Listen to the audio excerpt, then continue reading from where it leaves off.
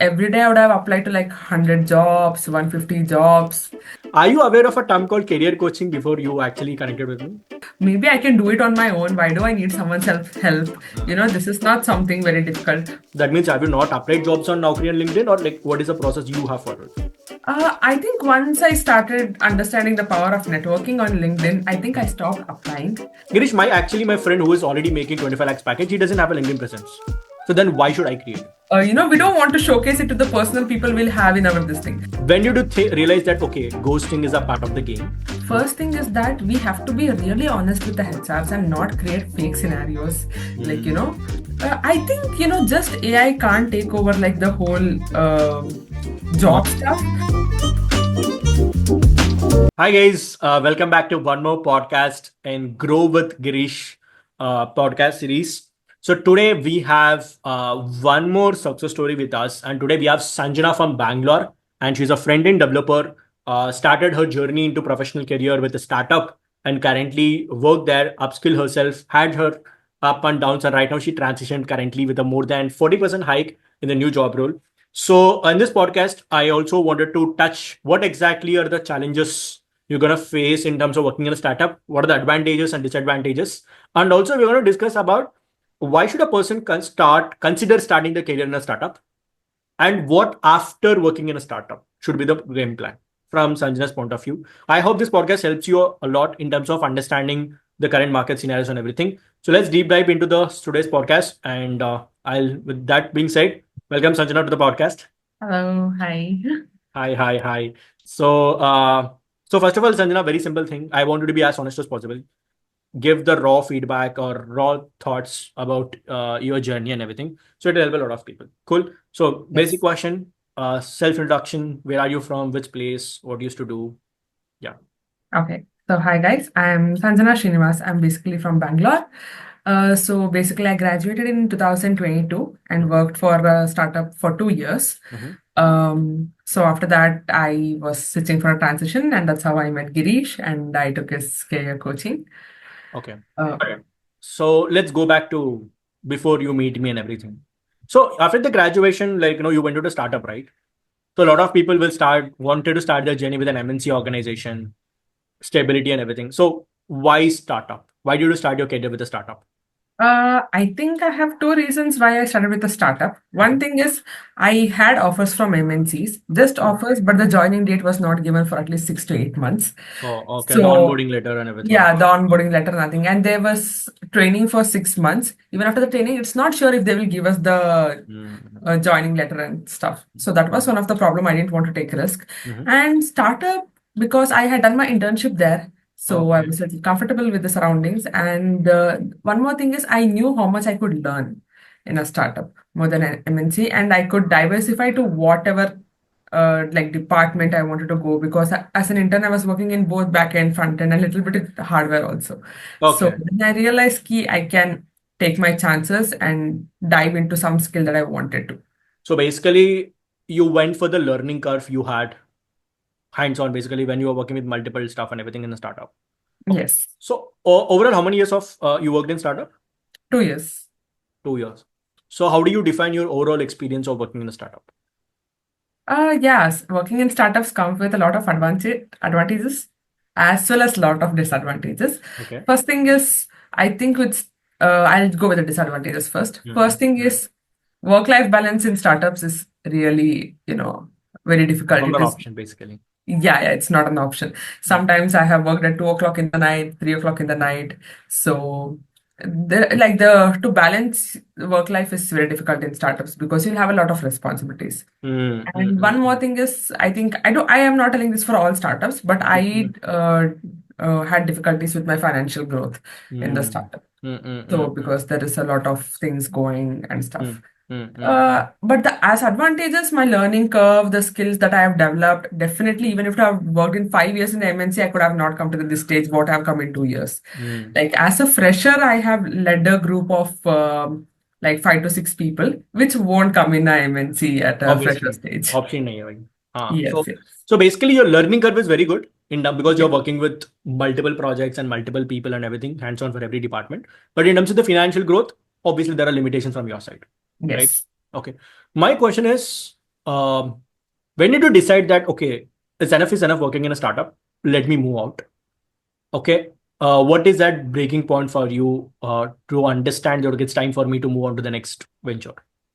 Yeah, I think this was a year ago. This was last year, the same day, this Uh-huh. day, that I Okay. actually realized, okay, not the Ayut Puja day, which Mm. we usually have in Mm, office, that I mm, mm, realized mm, that financially I won't be able to gain a lot if I work here. mm, And that mm, is the mm, reason I have to kind of plan and, move out mm. or just switch jobs. Okay, got it. So when you thought of shifting your job, right? So let me just take you. I want you to take us what happened next. Okay. So let's say you decided that you wanted to shift to a new opportunity, new organization, everything. So tell me, how did your job search process look like when you did everything on your own, basically? So starting before leaving, what I felt was, oh, just to find a job, we have so many apps, LinkedIn, Uh, Naukri, Indeed. all job portals are there. Yeah, Yeah. and I had taken the LinkedIn Premium, and I think even the Naukri, some services I had Ah, taken. yes. I Yeah. was like, Yeah. yeah, using all this, I'll get easily because I Mm, thought, okay, the market, I did not know how the market conditions mm, were that mm, time, mm, first thing. mm, mm, But I just felt like, okay, it can happen. I have taken premium membership of all these apps and all that stuff, so it is easy to do. mhm. But once I dived in, every day I would have applied to like 100 jobs, 150 jobs. Mhm. Sometimes I was applying to the same job 5 times because there is limitations to the number of jobs also Ah, based on my criteria. got it. Got it. So, but no callbacks, nothing. Hmm. Not even like oh, unfortunately we are not able to not even those mails. No No rejection rejection mail mail, also. nothing. All It ghosted was basically. Yeah, it was just like I'm going and applying to jobs every day and nothing is happening. Okay. So So my question is, you have applied for, let's see, then hard work is there. You're putting a huge amount of hard work, applying jobs, buying all the LinkedIn premiums and everything. So what do you think is went wrong in the process, or what do you think is something that is not working while you are doing your job search? I think first thing was that, I didn't have a proper strategy how I had to move ahead with that. Okay, So, for example. see, the thing is, like as you taught me, Hmm, we had to build networks and this thing. I was not doing any research on that. I was not sure how to do that. There hmm, was no hmm, like hmm. proper flow how I have to go. Suddenly on YouTube, I would have seen that one day this One person app will said. get you Hmm, jobs and stuff. I would go to that app. So there was hmm. no like I didn't know actually what to do. Got it. Structured, basically, there is no structure. Yeah. Mm. Okay, got it. So then you started applying. So just wanted to understand when you are doing everything on your own, what an amount of how many number of interviews you have given? One or two for like applying for like 6 months. I mean, 3 months. I was in office. I was still applying. So Uh, like for around 5 to 6 months, I was applying probably two interviews. two interviews in 6 months. Yeah, and that was the two interviews that I got was like basic, very entry Mm. level startups. Oh, that is also from the startups and everything you have done. Yeah. Okay. So now when you're going through all these challenges from 6 months approximately, because it's a huge amount of time and huge amount of mental pressure, sometimes the growth is not happening and you're not getting calls and you're trying everything from your side. So when is that breaking point came? Okay, Sanjana, enough is enough. I'm tired of trying everything on my own. Let's at least look for some help. So when did that point came, and how did you decide I need some help, basically? So basically, I think from when, I think I was like 2 or 3 months down that I did not have a job. Hmm. And I kind of realized that this is not working. Okay, no matter how much overconfident I wanted to be about my job search process, everything, Hmm. I just came to terms with that this is not working. Maybe there is some other way which I don't know about. Yes, yes, yes. Okay. Maybe I am in like a IT this thing. Maybe I Mm. know how to do my work, but I didn't know how to find jobs. That Yes. was not a part of my work. Mm, mm, mm, So mm. then I realized, okay, let me take someone's help. Let me do something. And Okay. then I realized I had your contact. So I was like, let me just talk to him once, understand what he does, Mm-hmm. Mm-hmm. get to know how it works. Mm. What is career coaching basically? Yeah, what is, A lot yeah, of I didn't people know what. even I think one more question I want to ask is, are you aware of a term called career coaching before you actually connected with me? No. No, right? Okay, a lot of people even not aware that there is something called as career coaches there who is going to help you in terms of your career, right? So when you started with me, when you actually had initially conversation with me, right? What are the major inhibitions you had before you proceed with me? Like, what are the doubts or concerns you had? Okay, will this work? This career coaching is a legit thing or not? What kind of concerns you had in your brain? I think it's actually very basic with all the people who, go first. So, Mm, first of all, I think all the people who are looking for jobs have this thing that, maybe I can do it on my own. Why do I need someone's help? uh, This is not something very difficult. But uh, after, like, I think I know a lot of friends and lot of other people also mm. who have searched for jobs 3 to 4 months. We have exchanged ideas. We're like, let's do this, let's do that. Nothing Exchange would work. ideas on how to apply jobs, how to Yes. get the interview calls and everything. Yeah, how to get Uh, the interview calls. I think even uh, we have discussed how to network, but we could just never get it out. mm, mm, mm, mm, mm. So, and then after realizing, ki, okay, this is nothing of this is working, I was just like, okay, let me try, let me give it a Short. try, Mm, shot, let's see how it goes. What different does he do so that, all these things get easier. mhm. Okay. Makes sense. So then you started with me, right? Now let's talk it from that point of. I remember the conversation you had with me on the first call, right? You said, Gireesh, I did everything what I can from my side. I think right now I'm done with doing everything by myself. I'll try with you. Let's see how it works. I think that's a conversation we had in terms of thing, right? So now tell me when you started with me, right? Still, even when you started with me, the journey is not easy, Yes, right? yes. It's not been easy. It's not that we have got it like achanak se offer letter mil gaya aapko, right? So tell me, after you started with me, how many number of jobs you have applied on an average? I think, after starting with you, after we went through all the process of, initial process, when I Mm, actually started applying, mm. maybe I figured out few things that, more than, applying jobs, it's also equally very important to network. Okay. So I think once I started Why do you doing think so? it's I just feel like applying jobs is like a robot kind of thing. Nobody actually gives this thing. But Mm, once you have a person-to-person connection with someone who is working or in the company, and then you tell them actually what you're doing, mm, mm. there is more chances that they at least will they'll at least process your job application, or you will talk to the HR directly. Got it. There is Got it. more chances rather Mhm. than our resume going and sitting in a database where Okay. nobody's looking at it. Okay. Okay. So how did you use this input in terms of your job search? So like, what have you done little different? That means have you not applied jobs on Naukri and LinkedIn, or like what is the process you have followed?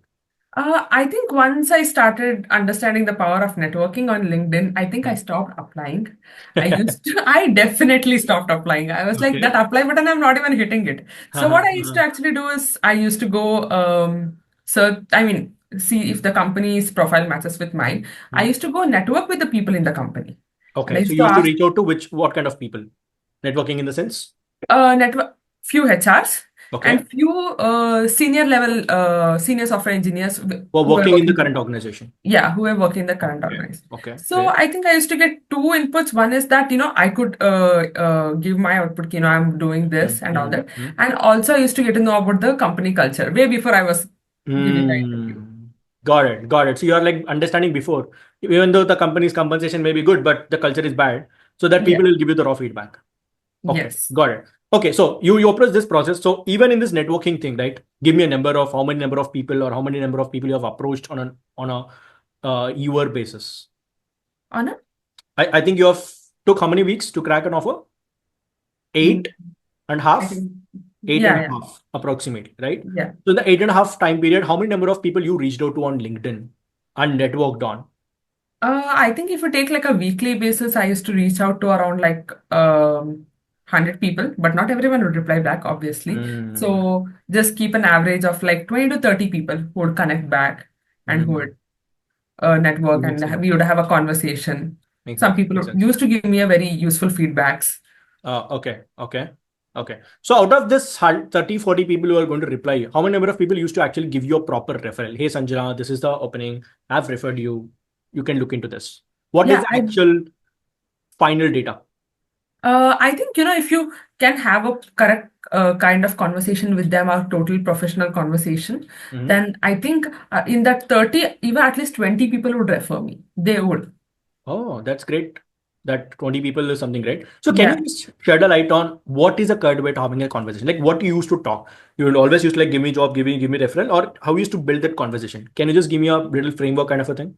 Yeah, so basically it was thanks to you. You taught me how to actually work on that. Mm. So yeah, actually directly sending them the resume or something won't work because they'll just see the message and leave. I myself would do that if someone sends me Yes, a message, yes, of something course, like of that. course, of course. So basically I used to talk about my skills and how their skills and my skills would match with each other first thing. Mm. And what they are doing in the company, what projects they are working on. I used to understand that. And at the same time, they used to also ask me, what are Okay, you working on? When did you leave your job? And that's how I used to build a conversation with them. And then I used to tell them, right now I'm not, I'm currently okay. looking out for job opportunities. And if in case in your office there is any kind of Opportunities available. openings, Mm. yeah, please just let me know. And some of the time I used to even get to know that, internally they had few jobs which we could not even get to know from the outside. Yes, yes. Yeah. Which is not listed on the job portals and which is not Yes. listed on the Naukri and LinkedIn and everything. Yeah.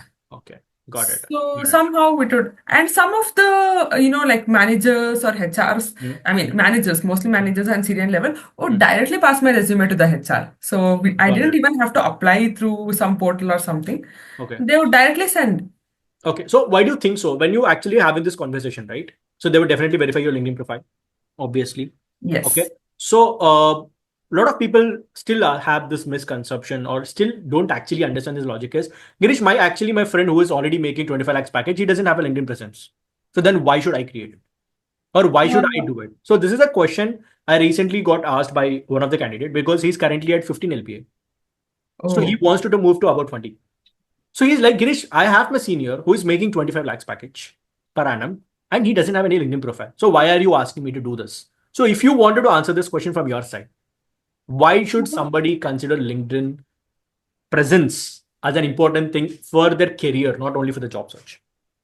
yeah, actually, before signing up to your this course, Mhm. and even after like 2-3 weeks of signing up course, when you actually asked me to bring my LinkedIn presence, I was very, I mean, I don't know, it was not a shyness Skeptical, or basically. something, but Mm. we are always built somewhere that our professional side is very, Mm. we Mm. don't want to showcase it to the personal people we'll have in our this thing. Correct, So we correct. always have the thing whenever we are building a LinkedIn profile or something, we don't want to leave out like you put the extra contents that we have just Mm. because someone may see what we are doing or Correct, something. correct, correct, Okay, correct. there has always been that thing. So when I actually started to build my LinkedIn presence, Mm. so I didn't want to put content and all that stuff. I was like, why should I put? I mean, I'm not a content creator. This is Correct, not my job. correct, correct. Okay, but then I started understanding the HR, I mean, whoever is looking at my LinkedIn perspective, they would just get to know what I have done, Mm. how much I know about, even my content reflects how much I know about it. Correct, correct. So, Ultimately.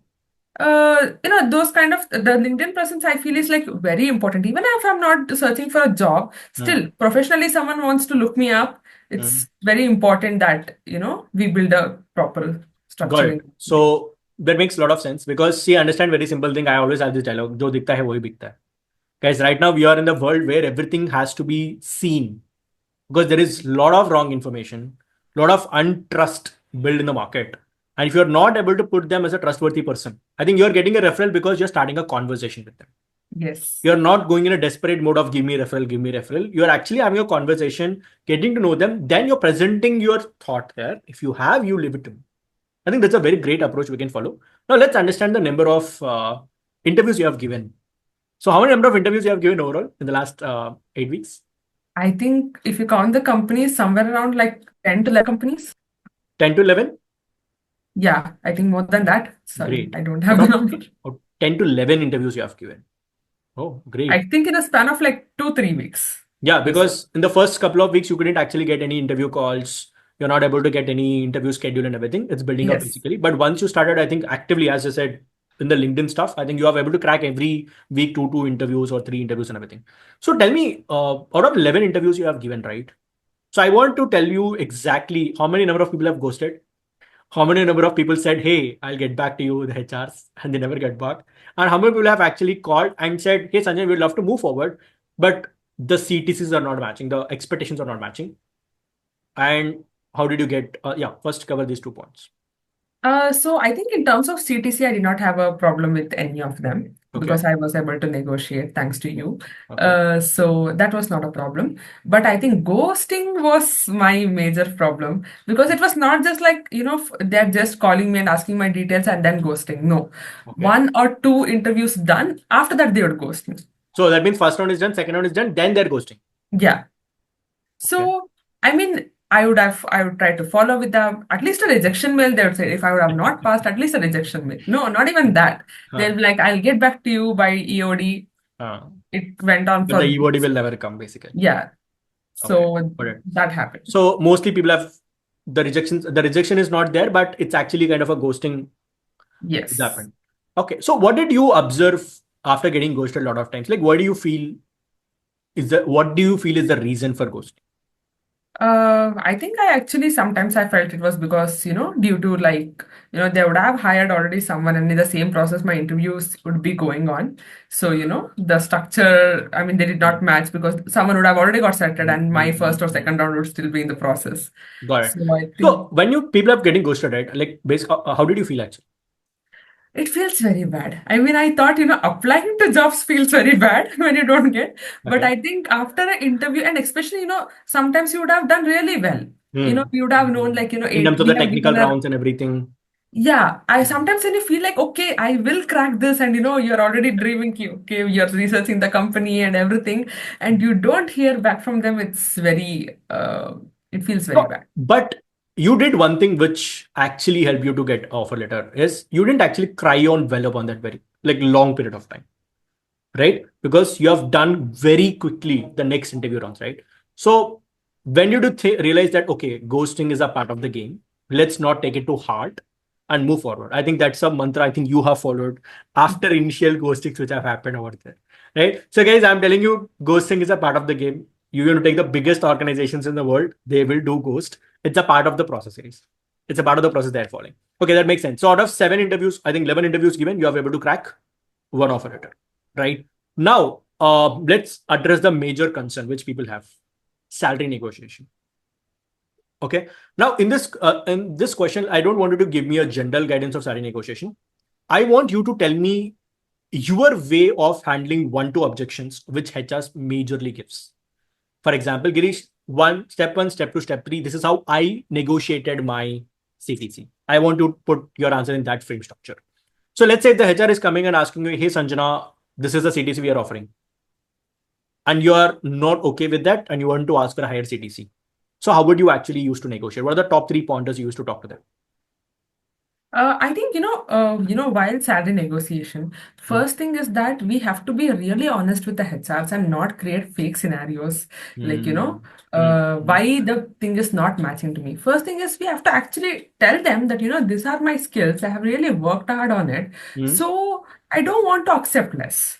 Okay. Put it in a very formal way that Okay. these are the skills that I have learned and I have from the past 2 years or how many years I'm working from. Hmm. Uh, I have really worked hard a lot and I've done enough projects on that. Hmm. So I just want to tell them, okay, this is why I'm asking for this much. Okay. So basically, you're telling them you're going to give a logical reason rather than just putting your number. Yes. Okay. Good. That's a good point. Next, what are the other things Uh, you've done?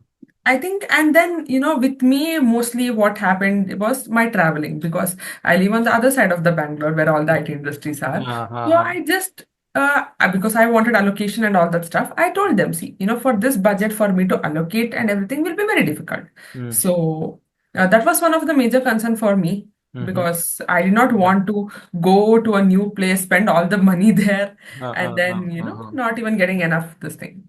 Okay, got it. So basically, you're telling me that Girish, if you are able to give a solid reason for your expectations or for the points you're telling, definitely they'll be doing it. And second thing is, you said that you're going to be pretty honest with them rather than Yeah. just doing any fake scenarios and being that correct. Yeah, that also, and sometimes it's also important that you try to make them understand why you're asking for what Hmm.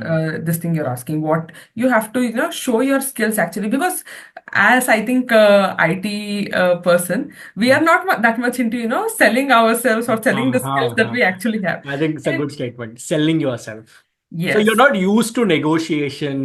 You're not used to talk to a person and convince them that why I am asking this question. Okay. So I think what is the biggest learning you had while doing salary negotiation?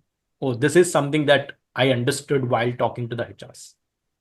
Yeah, I think the first thing would be that only, that, unless I show them what I can bring into their organization, they will not know. I mean, I have to show them why I'm worth it, Yes. why I can do the job, why I can stay there, how I can help their company grow. Mm, Otherwise, they'll just like, okay, one more employee. It should not just be like they're hiring one more employee. It should mm. be more like, I'm a part of their organization already, and I can bring in so many skills into them, and I can help the company grow in these many ways. So instead of putting your way, my thing, and everything, you're just saying it, how can you help the organization? How can you help that project? How can you build that? Okay, that's a very good approach. People should look into that as well. Okay, now before we wind up, two, three questions I have. Okay, so we have been working closely from almost of 8 weeks, 8.5 weeks, and everything, right? So if you want to tell me top three things which you have implemented or learned, major things in the coaching program with me. So what are the top three learnings from yours from in the process? I think first one will definitely be, why I should network with people. Okay, great. And, why I should have a strong LinkedIn presence first thing. As a professional, why I should have, because I never Correct. thought about it that way Hmm, hmm, before. hmm, hmm, hmm, So, and I think third one is how I can put my skills into use, hmm, for, hmm, hmm, hmm, getting better jobs, hmm. and then not undervaluing myself just because I'm not Yes. getting jobs. I mean, I'm not getting interviews. Got it. Got it. So I think the last point is something worth highlighting. Undervaluing yourself. Most people play that problem. We have that problem. I don't think a lot of people ask me this question. Girish, I'm not getting a job because of lack of skills. I said no. I even told people the statement, it's not the lack of your skills not able to get a job, it's lack of ability to sell yourself. And you are underpaying yourself. Basic logic, right? That's a very good point. Now, one thing I wanted to ask you is, if you wanted to tell Girish, I think this is the biggest uh, challenge or the belief I broke in this 8 weeks that has helped me to get this offer letter. What is that? Any belief or a challenge you have to overcome? I think the main thing is that, more than the skills, Hmm. it's about the communication that we are doing with the job interviewers or the Hmm, hmm, HRs that is hmm, hmm, actually playing. Because I think all of us IT people, I mean, most of the people who are not into sales and all that stuff, we hmm. have this belief that, I have the skills, so I'll Technical get the skills. job. Yes. Unless we are able to communicate how our skills are going to work out for them, I don't Correct. think it will make any sense. Got it. So basically, again, it comes to the point of how are you presenting your skill sets, which you Yes. have that level of skill sets in terms of your stuff. Correct. Now, one question regarding your domain, then we'll wind up the call.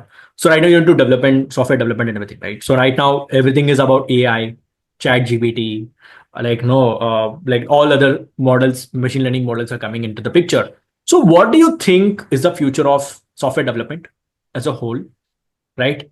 And if you can tell me this, your point of view, will actually AI take away software development jobs? No, I don't think AI will take software development jobs away. It will make it is easier for us software developers to build bigger and better things. I Okay. think in a short amount of time.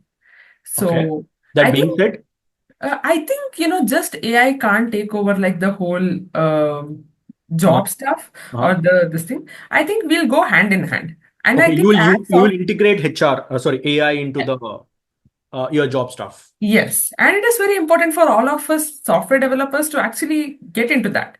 Not like, okay, AI will take over our jobs. No, we have to integrate AI into our jobs so we So you can make your perform best. better, do better. Okay, makes sense. Now, what do you think is the future of software development in the next 5 years down the line? If somebody is considering to get into a full stack developer or a front end or a back end developer and build web applications, so what do you think is the future for the next 5 years?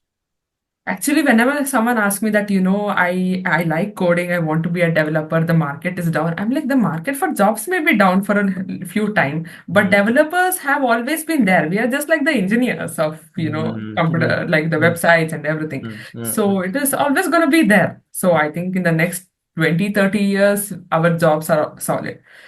Got it. So Because the reason I'm asking is you already worked in a startup for a long period of time. You worked on multiple projects and everything. So you also know the real ground business scenario as well. right? So okay, so the final concept is AI will not take your jobs, but a person who is not going to integrate AI Yeah. will definitely has to Yeah. go for the job loss. Okay, makes sense. So before we winding up, one question, one suggestion I wanted to give to the people who are watching this podcast. There will be a lot of people who will be watching this podcast over the years, right? They will also be struggling like you, applying hundreds of jobs, right? Getting discouraged because calls are not happening. There may be people who are very, very good with technical skill set. They can do the best coding ever. Still, they're not able to crack offer letters. So, what is that one suggestion you want to give to them? I think with me, what happened with, I think it happens with a lot of people is that they feel like job search is a very easy thing. It's a very, normal thing. What I apply for jobs and I will get. When I left the job is what I thought. So I think that, when we are doing stuff on our own and things are not working out, it's good to ask for help. So, Hmm. it helps us accelerate our own process. It's good for us, not for anyone else. Yes. Yes. And it's like part of learning, just like learning a new technology in our work. It's Mm-hmm. You just learn like how that. to apply for jobs and everything. Yeah. Okay. Okay. And it will really help us in a long time and with a lot of other things also. Got it. Makes sense. So basically, the final suggestion is ask for help, Yes. and it is only helps you. It will not harm anything from yours. Okay, that makes sense, Sanjana. So that's it. I have questions from my side. I think it's great that you have provided enough amount of value. So one thing I want to tell about Sanjana in the podcast is because I work with a lot of people on a daily basis, right? I think Sanjana is a person who didn't take so much of time in getting back again.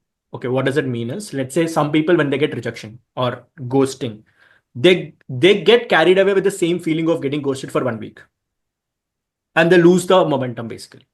So even though there are a lot of scenarios which you have got beaten up in terms of ghosting or asking for a back-end developer role after giving a front-end developer interview, all these things happened, you immediately picked it up. So I think you are actually giving 3 interviews on a weekly basis in the last 1.5 months itself, right? So you have continuously preparing for the questions. You got rejected in the technical rounds. Again, you prepared. So I think the ability to get back faster after rejection, I think that's what has helped you to crack an offer letter. I think that's a very good, important trait, which I have learned working with you for the 90 days, because I also learn pick up things from people, right? So actually, I've implemented that strategy recently also. It worked for me.